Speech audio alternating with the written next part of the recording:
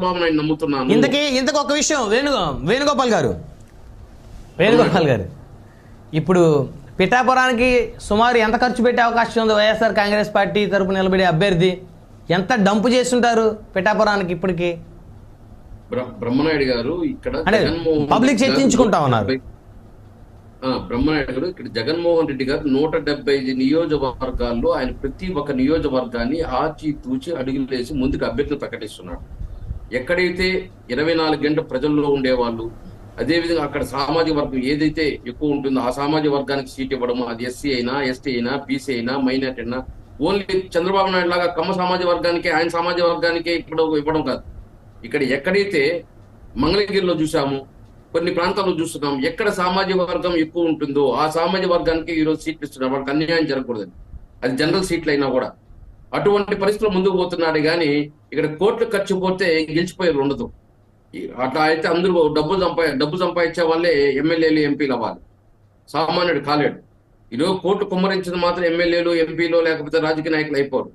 ఈ రోజు మానవతా దృక్పథంతో ప్రజల్లో ఉండి వాళ్ళకి సంక్షేమాన్ని, అభివృద్ధిని వాళ్ళకి అందించే విధంగా ఉండి ఈరోజు అనినిత్యం వాళ్ళ సమస్యల కోసం పోరాటం చేస్తుంటేనే ఈరోజు ప్రజలు గుర్తిస్తారు.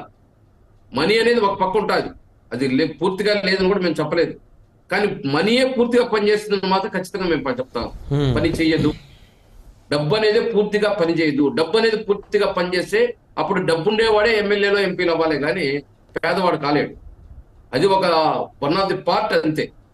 ఈరోజు మేము చెప్తున్నాం, పవన్ కళ్యాణ్ ఆయన చెప్తున్నాను, నాకు 10% 15% ఓట్లు ఉంటాయి. నిన్న కూడా సభ పెట్టాడు, నాకు 10% 15% ఓట్లుంటే ఎమ్మెల్యే అయిపోతారండి, ముఖ్యమంత్రి అయిపోతారండి?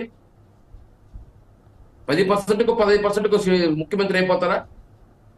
ఈరోజు అందుకనే ఈరోజు ఆ 10% 15% ఏదో చంద్రబాబు నాయుడుతో కలుపుకొని ఆయన 60% 70% అంటున్నాడు. ఆయనతో కలుపుకొని ఆయన ఎమ్మెల్యేనో, ఎంపీనో లేకపోతే ఆయన పార్టీ ముందుకు రావాలనే ప్రయత్నంలో పవన్ కళ్యాణ్. చంద్రబాబు నాయుడు పరిస్థితి కూడా ఏంటి అంటే ఆయన 30% 40% ఈయన 10% 50% యాడ్ చేసుకుని ఆయన ఏదైతే అధికారం రావాలని ఆయన ప్రయత్నం చేస్తున్నారు. ఎవరికి వాళ్ళు ప్రయత్నం చేస్తున్నారే కానీ ఇక్కడ మేము ఒకటే చెప్తున్నాం, 175 నియోజకవర్గాలు మేము పోటీ పెట్టామంటే ఏమని మేము ఒకరు నమ్ముకోలే, ప్రజల్ని భగవంతుని నమ్ముకున్నాము. మేమైతే పని చేశామో ఆ పనిని నమ్ముకున్నాం. ఈరోజు ప్రజల సంక్షేమాన్ని కానీ అభివృద్ధి కానీ తీసుకెళ్లాము. ఆ సంక్షేమాన్ని చెప్తున్నాము, అభివృద్ధి కార్యక్రమాలు చెప్పి ముందుకు పోతున్నాము. కానీ వీళ్ళు ఇలాగా నా వెనకాల పవన్ కళ్యాణ్ ఉన్నాడు, పవన్ కళ్యాణ్ వెనకాల బీజేపీ ఉంది, వాళ్ళ వెనకాల కమ్యూనిస్టులు ఉన్నారని చెప్పడం లేదు. మేము ఈరోజు మేము ఖచ్చితంగా చెప్తున్నాం, మేమేమైతే మా వల్ల మీరైతే లబ్ధి పొందుంటే మాకు ఓట్లేయండి, లేదంటే మొత్తానికి ఫైనల్ గా ఏమంటారు?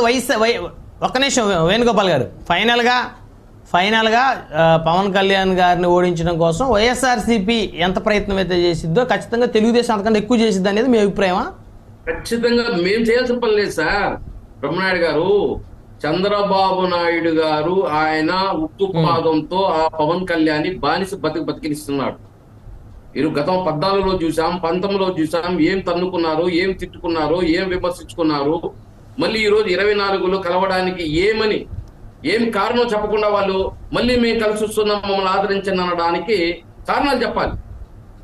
చంద్రబాబు నాయుడు మట్టిలో, మద్యంలో, ఇసుకలో, అదేవిధంగా మాఫియా అనే వ్యక్తి, అదేవిధంగా ఏదైతే రాష్ట్రంలో ఎవరికి ఉద్యోగాలు లేదు, లోకేష్ మాత్రం ఒక ఎమ్మెల్సీ ఒక మంత్రి ఇచ్చిన అని విమర్శించిన పవన్ కళ్యాణ్ ఈరోజు చంద్రబాబు నాయుడులో ఏమి చూశాడు, ఎందుకు మళ్ళీ మద్దతు ఇవ్వాల్సింది వచ్చింది చెప్పాలి ప్రజలకి. గతంలో ఎందుకు విమర్శించారో క్షమాపణ చెప్పి ఈరోజు మళ్ళీ ఎందుకు వాళ్ళు సపోర్ట్ చేస్తున్నామో చెప్పాలి, కారణాలు చెప్పాలి. ఊరికే వీళ్ళు అవసరమైనప్పుడు కలవడము, వీళ్ళు అవసరం తన్నుకోవడము, తిట్టుకోవడము, రాష్ట్ర ప్రజలకి చెప్పడము, కథలు చెప్తా ముందుకు పోవడము. రైట్. వేణుగోపాల్ గారు మళ్ళీ వస్తాను మీ దగ్గరికి. మనతోటి తెలుగుదేశం పార్టీ జాతీయ అధికార ప్రతినిధి ప్రొఫెసర్ జ్యోత్స్న గారు ఉన్నారు. జ్యోత్స్న గారితో మాట్లాడదాం. జ్యోత్స్న గారు, గుడ్ మార్నింగ్ అండి.